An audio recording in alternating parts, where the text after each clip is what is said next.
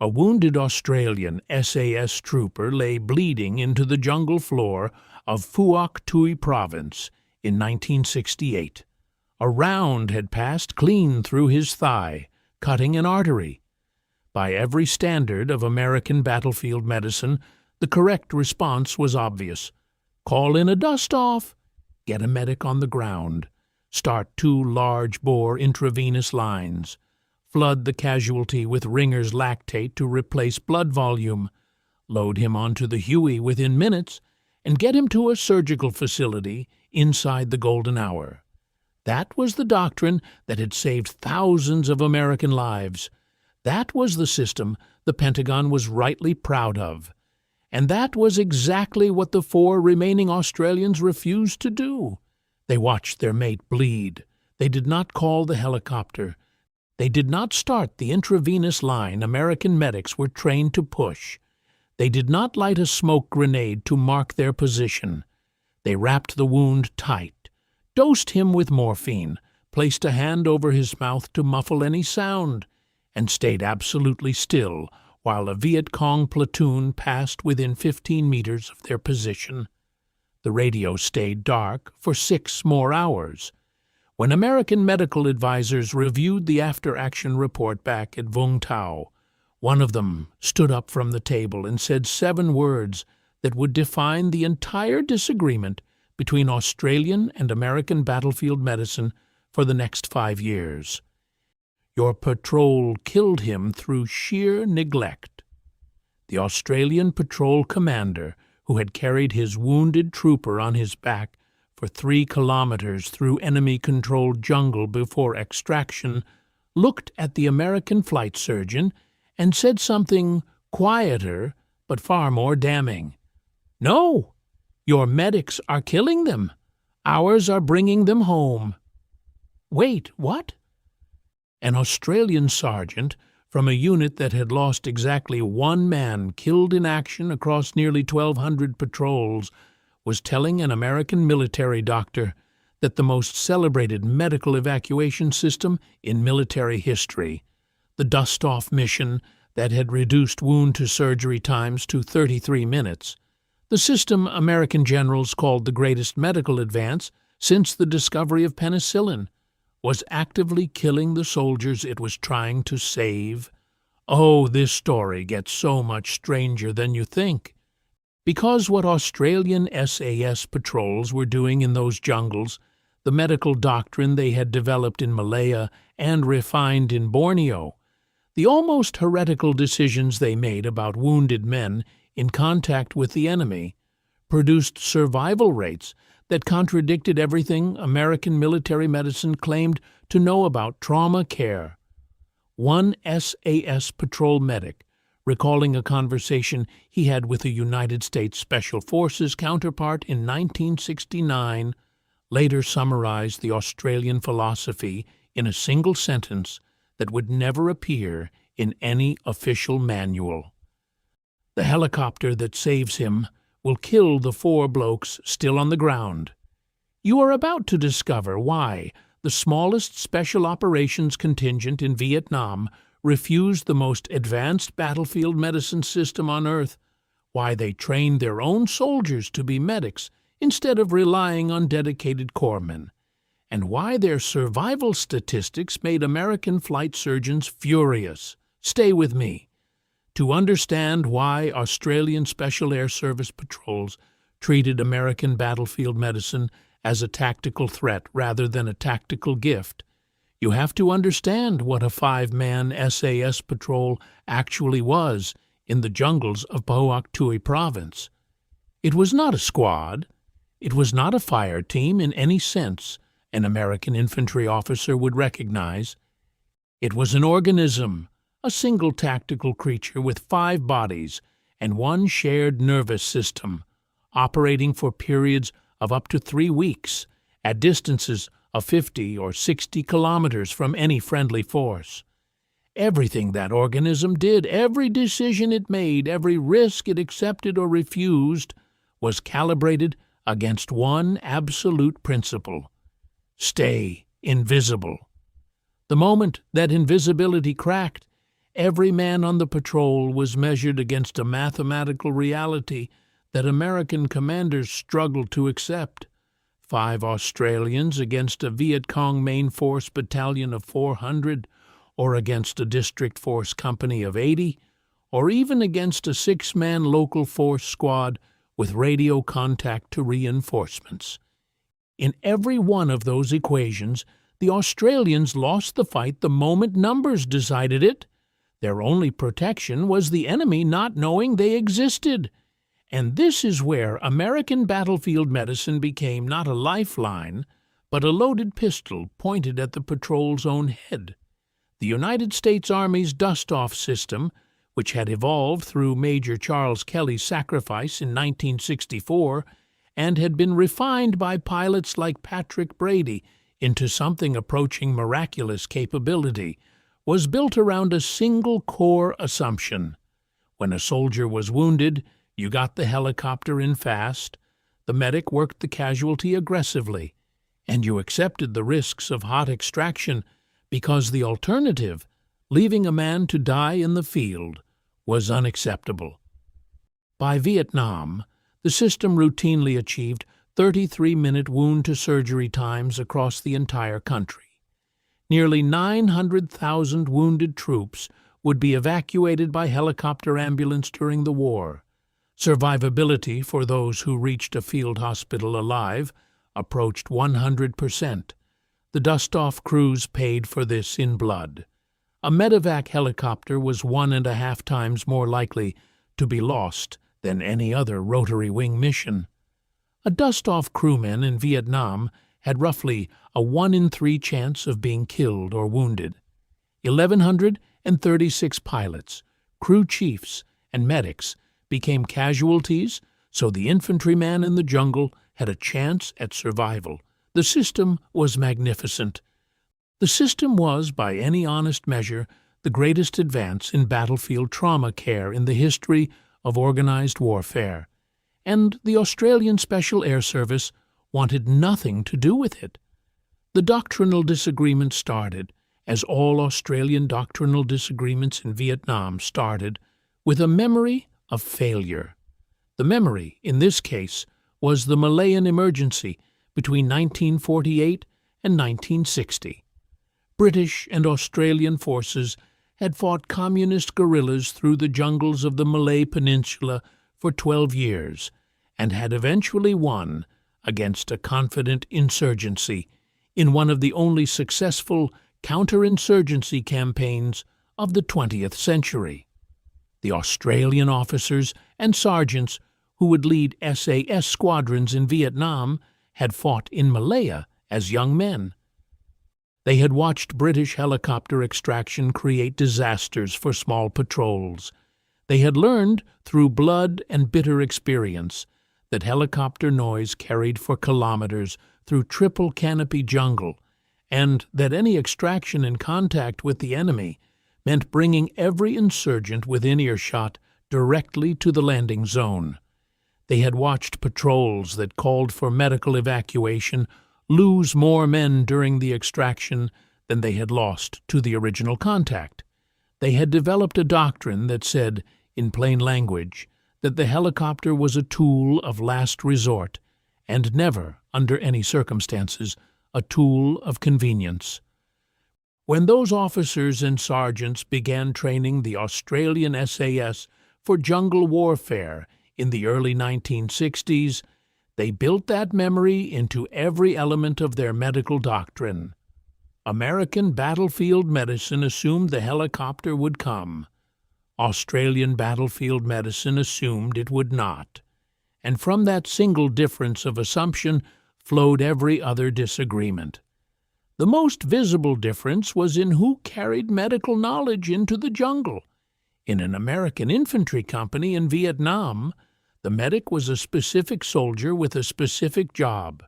He was not expected to be a combat soldier first. His training was medical, his role was medical, and when he ran forward to treat a wounded man, every other soldier in the unit focused on protecting him while he worked. American doctrine called this correct. a dedicated medic with specialist skills would provide better care than a rifleman with a basic first aid course. That assumption was textbook trauma medicine, and it was completely wrong for the environment Australian SAS patrols operated in.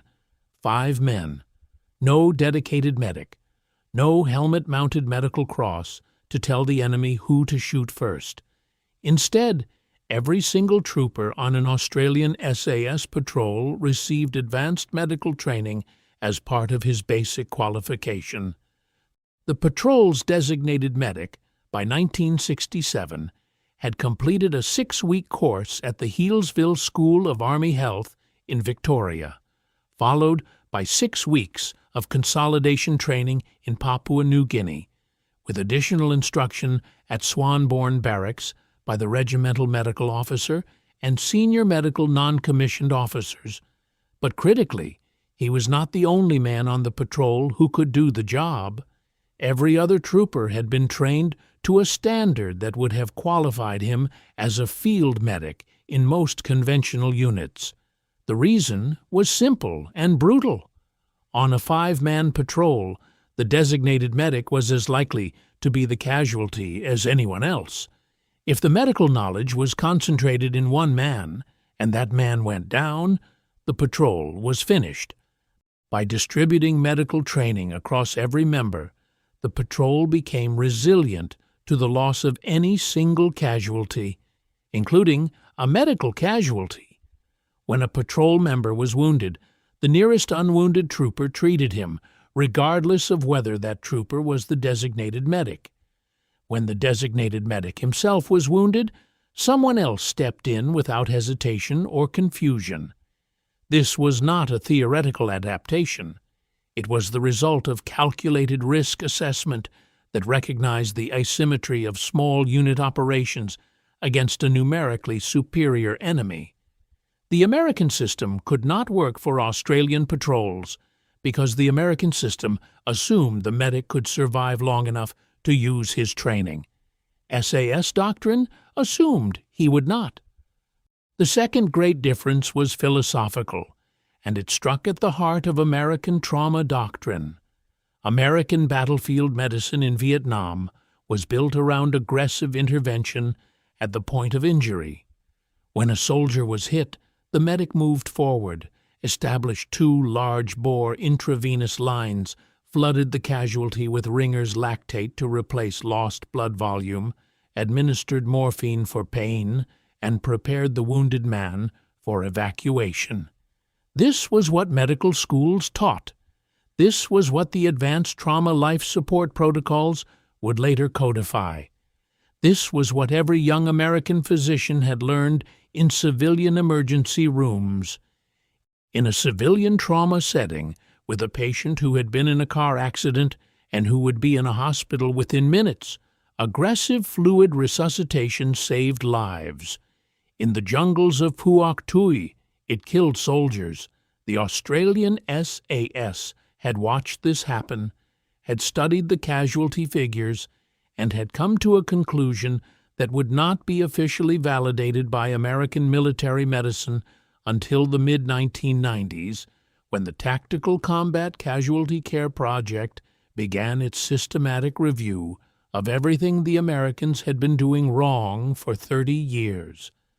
Aggressive intravenous fluid resuscitation, applied to a soldier with penetrating injuries in the field, could dilute clotting factors in his blood, raise his blood pressure before the clot had stabilized the wound, blow out fresh clots, and cause a casualty who would have lived to die of hemorrhage he would otherwise have survived.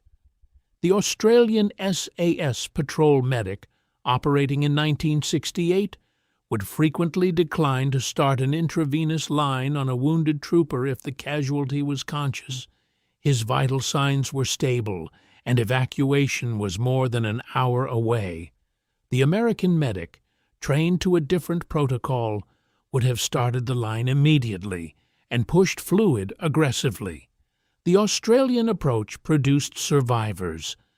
The American approach produced statistics that would eventually, decades later, force the entire American military medical establishment to rewrite its protocols from scratch. One recurring theme in the tactical combat casualty care research published in 1996 was that the Vietnam-era doctrine of aggressive fluid resuscitation for battlefield trauma had been wrong, that extremity hemorrhage had been the leading preventable cause of death, and that the humble tourniquet, largely abandoned by American military medicine in the 1960s and 1970s, was the single most important intervention that should have been deployed systematically across the force.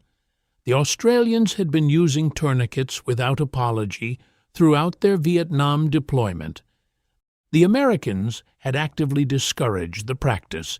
30 years would pass before American military medicine admitted the Australians had been right. The third difference, and perhaps the most fundamental, was the Australian refusal to treat the medical evacuation helicopter as a tactical asset that could be called on demand. By 1968, the standard American infantry practice, when a soldier was wounded in contact, was to call for a dust-off while simultaneously requesting gunship support and suppressive artillery fires. The helicopter came in fast, sometimes under heavy fire, often with the crew taking casualties themselves. The wounded man was lifted out. The patrol continued its mission or withdrew as the situation dictated.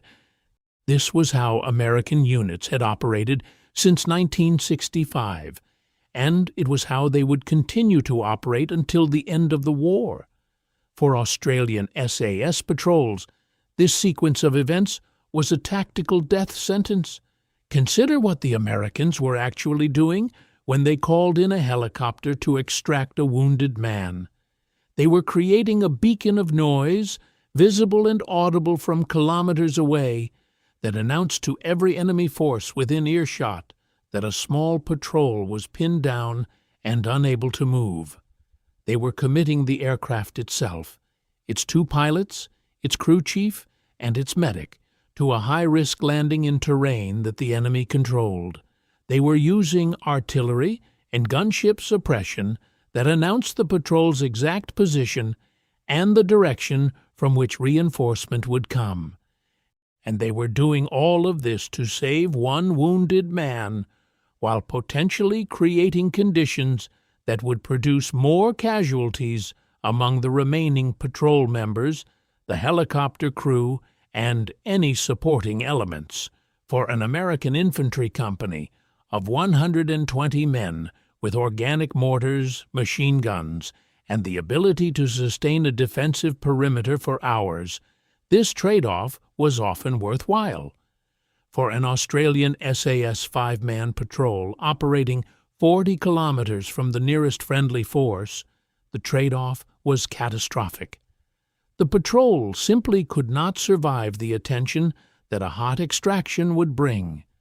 The mathematics were unforgiving. One wounded man extracted under fire against 4 unwounded men who might now be surrounded and destroyed by enemy forces the helicopter noise had summoned.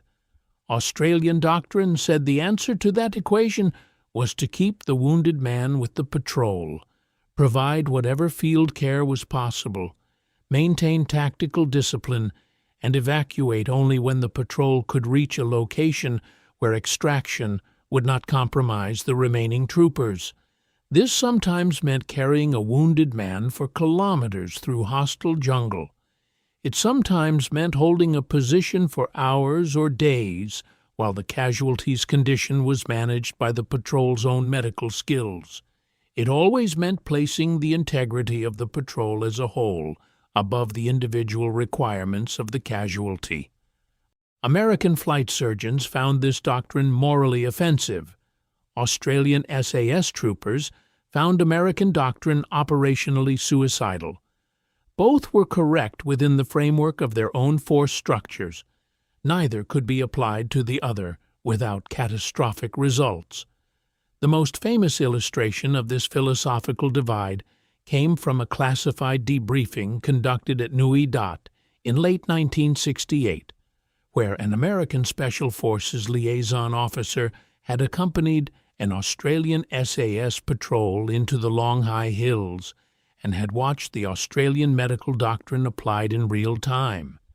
The patrol had inserted by helicopter at dusk, moved 8 kilometers through dense jungle before establishing an observation position overlooking a suspected Viet Cong courier route. On the morning of the 3rd day, the patrol's forward scout had triggered a small anti-personnel device, sustaining fragment wounds to his left leg and lower abdomen. The American liaison officer, trained in United States Army medical doctrine, had assumed the patrol would immediately request extraction. The enemy was not yet alerted. The casualty was serious but stable. Standard American practice would have called for a dust-off within minutes. The Australian patrol commander did not call for a helicopter. Instead, the designated patrol medic moved forward, applied direct pressure to the leg wound, packed the abdominal wound with field dressings, administered a single dose of morphine from the patrol's limited supply, and splinted the leg with materials carried in the medical kit. He did not start an intravenous line. The casualty's blood pressure was stable, his airway was clear, and his breathing was unlabored. Pushing fluid at that moment carried more risk than benefit. The patrol then repositioned to a defensible location 300 meters from the site of the injury, established concealed positions, and waited for 6 hours. While the American officer watched with growing bewilderment, the patrol maintained silence, rotated security, and monitored the casualty without calling for assistance. Only when darkness fell, and the patrol had confirmed through listening observation that no enemy forces were actively searching the area, did the commander transmit a prearranged code signal to Task Force headquarters. The extraction took place shortly before midnight from a location 2 kilometers distant from the injury site, with the casualty carried on a makeshift litter by the remaining 3 able-bodied troopers and the lightly wounded patrol medic. The wounded scout survived. He was returned to operational duty within 8 weeks. The American officer filed a report that reportedly included the observation that the Australian methodology was incomprehensible by United States Army standards, dangerous by civilian medical standards, and yet somehow produced superior operational outcomes that no amount of Pentagon analysis could fully explain. The Australian patrol commander, when asked to comment on the American officer's confusion, offered a reply that would be cited in Australian Special Forces training materials for decades. A helicopter called too early would have killed everyone. A helicopter called too late would have killed the casualty. The art of SAS medicine was knowing the difference and being willing to live with the weight of that judgment when the call had to be made. This judgment was not something Australian SAS troopers developed through instinct. It was the product of a training program that deliberately contradicted the specialization principle underlying American military medicine. American medics were trained to be medics. Australian SAS troopers were trained to be surgeons' apprentices who could also clear a bunker. The patrol medic course that preceded Vietnam deployment covered field management of gunshot wounds, fragmentation injuries, blast trauma, jungle diseases, infection control in tropical environments, improvised splinting and airway management, analgesia administration, fluid resuscitation, and perhaps most critically, the tactical decision-making framework that allowed a medic to know when to apply aggressive intervention and when to withhold it. The course at the Healesville School of Army Health was supplemented by practical experience in Papua New Guinea, where patrol medics treated indigenous populations suffering from tropical diseases, traumatic injuries, and complex wounds under conditions that closely replicated what they would encounter in Vietnam. The consolidation training provided the kind of hands-on experience that American medic training, constrained by civilian medical licensing concerns, simply could not replicate. An Australian SAS patrol medic arriving in country in 1968 had, in most cases, personally treated more serious battlefield-equivalent trauma than his American counterpart, who had spent the same period in continental United States training facilities. And critically, the other 4 members of his patrol had completed enough of the same training that they could assume his duties if he became a casualty. This distributed medical competence, carried inside a unit that moved at 100 meters per hour through enemy-controlled jungle, produced a force that could absorb medical casualties without collapsing, could provide sophisticated field care without external support, and could make tactical decisions about evacuation that conventional forces simply could not execute. It was a medical doctrine built for a very specific kind of unit, operating under very specific conditions, and it worked with a precision that the numbers proved beyond any reasonable dispute. Those numbers, when they were finally compiled, were extraordinary. Across the entire Australian SAS commitment to Vietnam between 1966 and 1971, the regiment conducted nearly 1,200 patrols. 580 men served in the SASR during that period. Total Australian SAS losses were 1 soldier killed in action, 1 who died of wounds, 3 killed in accidents, 1 missing in action, and 1 death from illness. 28 men were wounded in action. By any comparison with American Special Operations units conducting similar missions in similar terrain, these casualty statistics were almost impossible to believe. American long-range reconnaissance patrols, United States Army Special Forces units, and Marine Force reconnaissance teams all suffered casualty rates many times higher than the Australians, despite having access to the most advanced battlefield medical evacuation system in the world. The discrepancy was so stark that American analysts sometimes suggested the Australians were simply not engaging in combat at comparable rates. The captured Viet Cong documents from 1969 and 1970 eliminated that explanation conclusively. The Australians were engaging. They were engaging constantly. They were producing enemy casualties at ratios that American units could not approach, including the 492 confirmed Viet Cong killed by Australian and New Zealand SAS patrols during the commitment. They were just not taking the matching casualties that American doctrine would have predicted. And a significant part of that achievement, perhaps the decisive part, was their medical doctrine. Australian patrols that got into serious contact survived serious contact. They did not lose men to the cascading failures that struck American patrols when a helicopter extraction went wrong, when enemy forces converged on a dust-off location, when a medic became a casualty and left his patrol without medical capability. The Australians had designed their system to prevent all of those cascading failures, and the system worked. The friction between Australian and American medical doctrine reached its sharpest expression in the joint operations where both forces' medical personnel found themselves working in close proximity. The United States Army Training Team liaisons posted with Australian task force units at Nui Dat observed Australian SAS operations at close range and produced reports that veered between professional admiration and clinical bewilderment.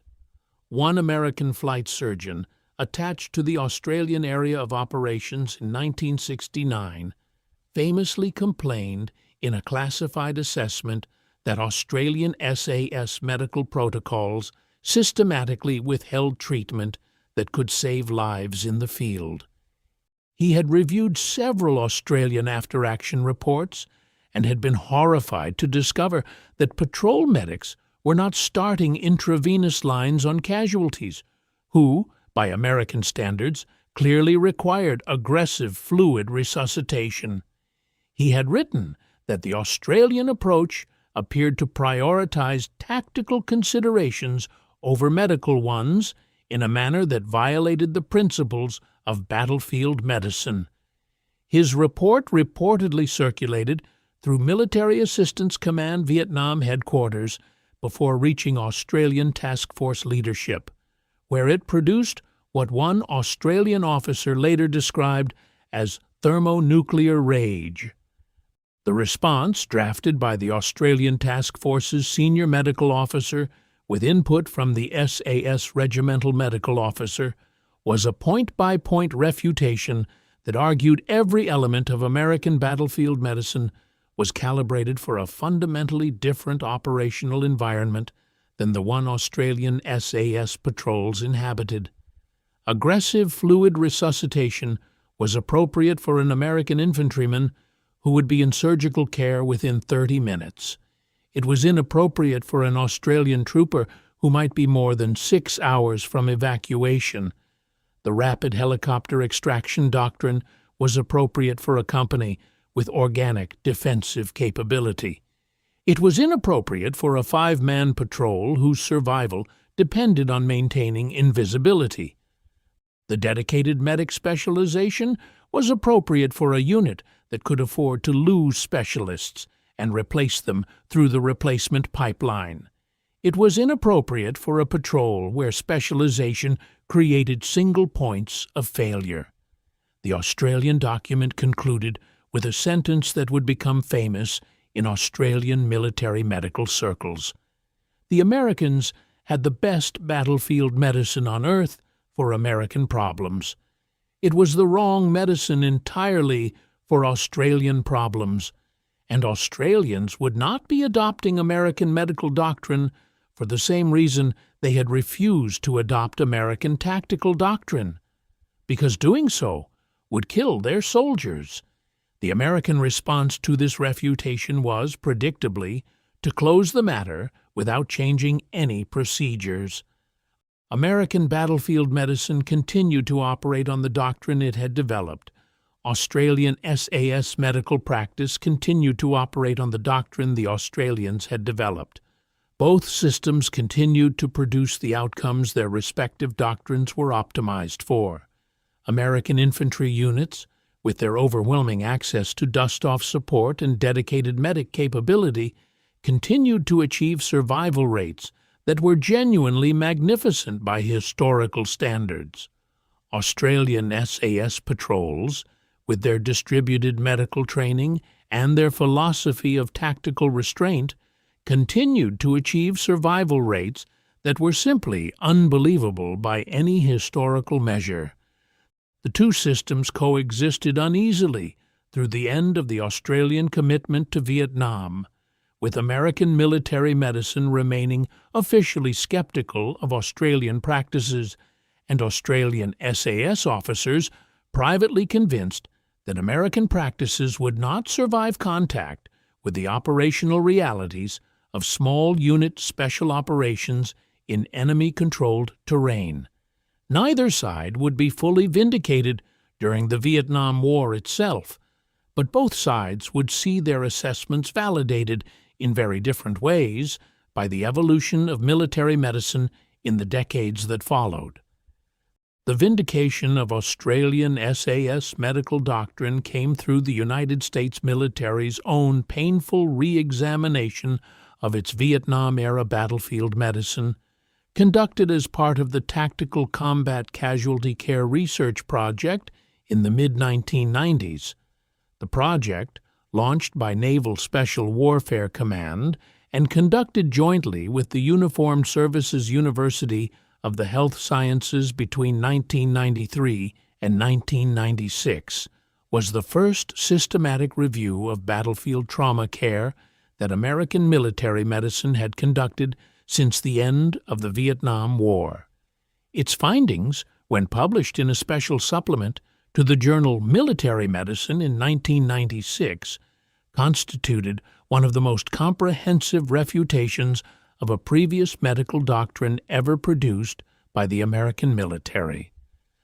The report acknowledged that extremity hemorrhage had been the leading preventable cause of death on the Vietnam battlefield. It acknowledged that the tourniquet, largely abandoned by American military medicine, was the single most important intervention for addressing that cause of death. It acknowledged that aggressive fluid resuscitation applied to casualties with penetrating injuries in the field could cause more deaths than it prevented. It acknowledged that American battlefield medicine had failed to integrate tactical considerations into medical decision-making, creating situations where good medicine produced bad tactical outcomes, and bad tactical outcomes produced dead medics and dead patients. Every single one of these findings had been standing Australian SAS doctrine in 1968. The Americans had needed 30 years to catch up to what 5-man patrols in Phuoc Toi province had been practicing as a matter of routine. The tactical combat casualty care protocols, as they would develop through the early years of the 21st century, would look remarkably similar to what Australian SAS patrols had been doing in Vietnam. Small unit medical training distributed across every member of the unit, rather than concentrated in a specialist. Tactical decision-making integrated with medical decision-making, rather than treated as separate spheres. Recognition that the tactical environment could make certain medical interventions harmful rather than helpful. Systematic use of tourniquets for extremity hemorrhage. Careful management of fluid resuscitation based on the type of injury and the likely evacuation time. Every element of the new American doctrine validated the Australian approach that American flight surgeons had condemned in 1968. None of this meant the American battlefield medicine system of the Vietnam War had been wrong in absolute terms. It had been a genuine medical miracle that produced genuine results for the force it was designed to serve. The dust-off pilots who died, ferrying wounded American infantrymen to surgical care, had saved countless lives through courage and dedication that remains almost incomprehensible in historical perspective. The medical advances that emerged from Vietnam, from the Golden Hour concept to the helicopter medical evacuation system, genuinely transformed trauma care worldwide and laid the foundation for civilian emergency medical services that now save lives every day in every developed country. The criticism of Vietnam-era American battlefield medicine is not that it was bad medicine. It was, within its operational context, extraordinarily good medicine. The criticism is that it was designed for one operational context and was applied to contexts where it did not fit, and that American military institutions were too slow to recognize that different contexts require different medical approaches. The Australian SAS had recognized that from the beginning. Their medical doctrine was not a rejection of American battlefield medicine. It was a recognition that Australian operational requirements were different enough to require different medical solutions. The Australians were not claiming their doctrine was universally superior. They were claiming it was appropriate for their specific operational environment, in the same way American doctrine was appropriate for its specific operational environment. The tragedy of the disagreement between Australian SAS and American battlefield medicine in Vietnam was not that one side was right and the other was wrong. The tragedy was that American military medicine took 30 years to acknowledge that small unit special operations required medical doctrine fundamentally different from that designed for conventional infantry operations. In those 30 years, American Special Operations Forces suffered casualties that Australian-style medical doctrine might have prevented. The personal costs of this doctrinal divide for the men who actually carried the wounded through the jungle lingered for decades. Australian SAS veterans who had served as patrol medics in Vietnam carried memories that defied simple classification. Some of them had made calls in the field to delay evacuation of wounded mates in order to protect the remaining patrol members. Some of them had watched casualties deteriorate during the hours between injury and extraction, knowing that a helicopter call at the moment of injury might have saved the man's life but would have killed everyone else.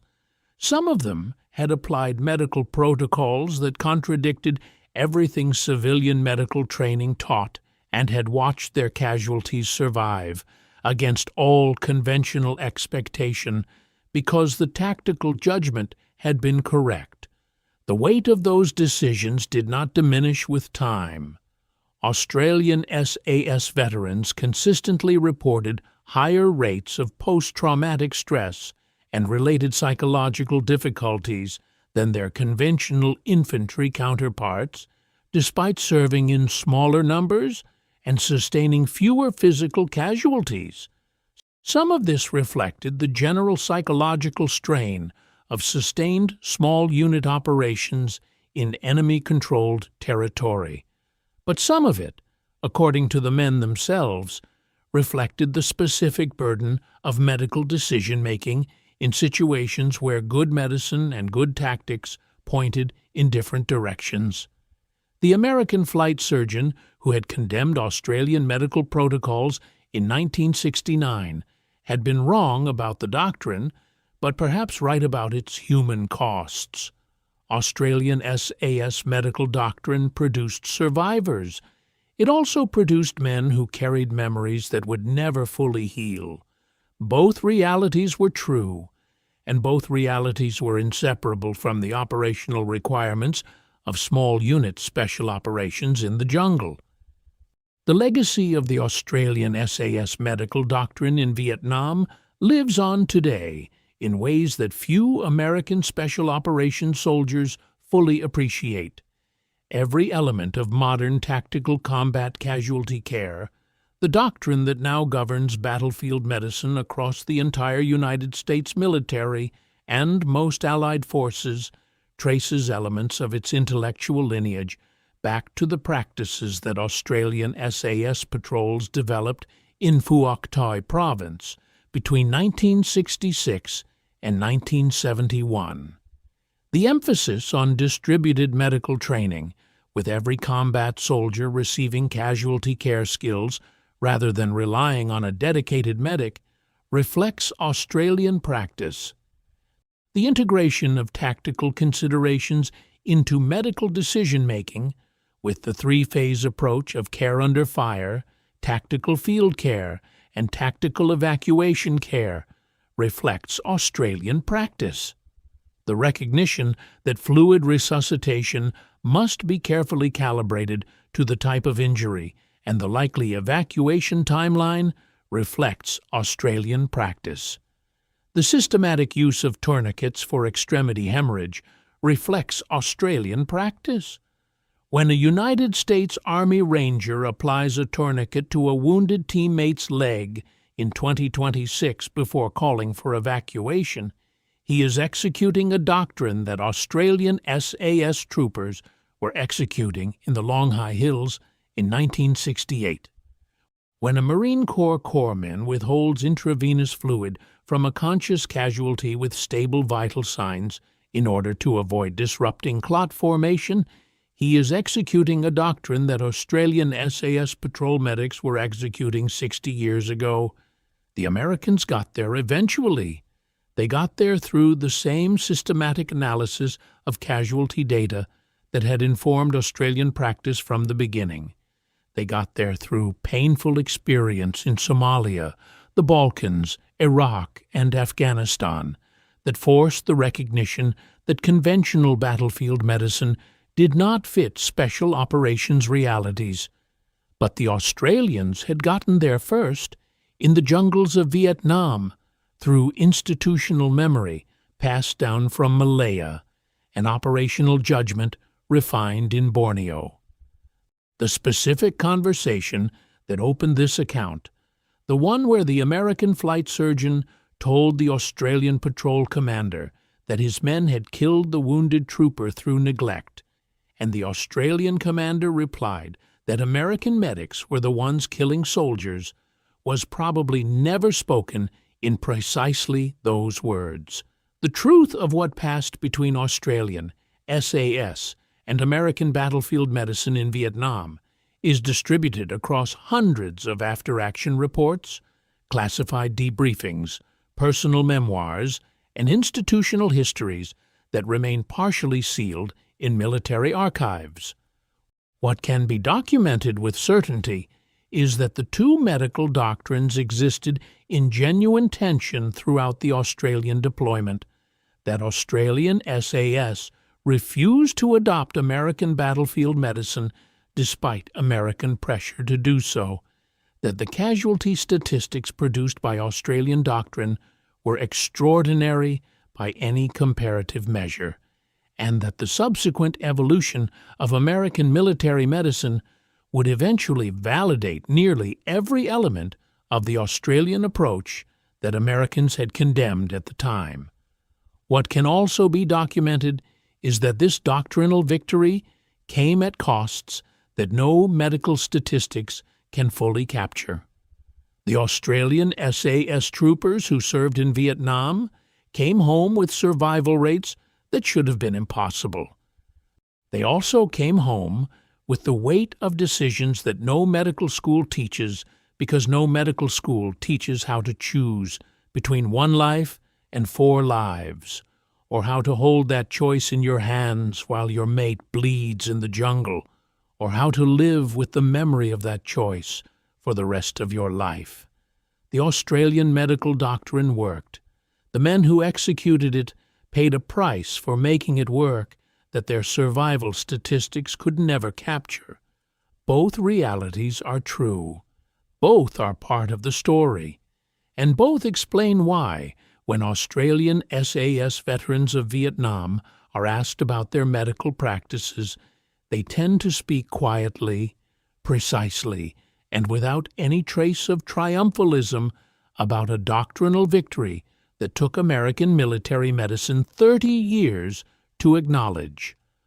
1 kill in action across 1,200 patrols, 1 death from wounds, 28 wounded across 5 years of constant operations in enemy-controlled jungle, no dedicated medics, no routine helicopter extraction, no aggressive fluid resuscitation, no standard battlefield medicine, just 5 men per patrol, trained to think like surgeons and move like ghosts, carrying their wounded on their backs through hostile terrain until extraction could be done without killing the rest of the patrol. The Australians had proved something in those jungles that American military medicine took 3 decades to understand. Battlefield medicine is not a universal science applied to wounds. It is a tactical decision made about soldiers. The doctrine that saves a company of infantry will kill a 5-man patrol. The doctrine that keeps a 5-man patrol alive would cripple a company of infantry. Getting that distinction right is the difference between soldiers coming home and soldiers being counted. The Australians got it right. They got it right because their institutional memory reached back to Malaya, and their operational judgment was sharpened in Borneo, and their willingness to contradict American doctrine was protected by the command independence they had fought to secure in 1966. They got it right because 5-man patrols operating 40 kilometers from friendly lines cannot afford the luxuries that conventional forces consider essential. They got it right because their doctrine was designed by men who had carried wounded mates through hostile jungle and had learned, through irreplaceable personal experience, what worked and what did not. The Viet Cong called them Ma Rung, the phantoms of the jungle, and they feared them in ways they never feared American forces. Part of that fear was tactical. Part of it was psychological. But part of it, perhaps the decisive part, was the recognition that Australian patrols did not collapse when they took casualties. They absorbed the wound. They carried the man. They continued the mission. They came out of the jungle with all 5 troopers, sometimes one of them unconscious, sometimes one of them wounded, but all 5 still present. That kind of resilience is built on a medical doctrine that refuses to treat wounded men as separate from tactical decisions. It is built on training every soldier to be a medic. It is built on the willingness to make choices in the field that no medical textbook will ever endorse. The Australians built all of that in Malaya and Borneo, and they brought it to Vietnam, and they refused, against every American pressure, to abandon it. And their troopers came home, not all of them, but almost all of them. In a war that killed American soldiers in numbers that still shadow American public memory, 580 Australian SAS troopers served nearly 1,200 patrols against a determined enemy in some of the most hostile jungle terrain on Earth, and they came home in numbers that should not have been possible. They came home because their medics were not killing them. They came home because, in the most important sense of the word, they were all medics, and that was the doctrine the Americans spent 30 years trying to understand.